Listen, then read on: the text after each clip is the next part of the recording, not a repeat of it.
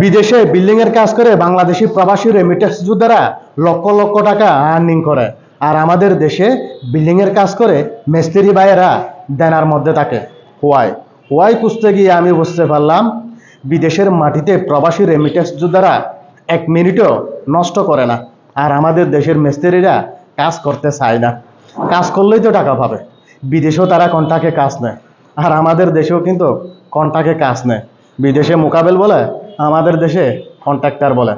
আমাদের দেশে তারা কাজে আসে সকাল 8টা বাজে, কাজ ধরতে ধরতে তাদের 11টা বেজে যায়, মশলা রেডি করতে করতে আর কি। আর বিদেশে একদম ভোর 5টা বাজে, ফজরের নামাজের পরেই কিন্তু তারা কাজ ধরে ফেলে। 11টা বাজতে বাজতে তাদের অনেক কাজ হয়ে যায়। এটাই হচ্ছে ডিফারেন্স।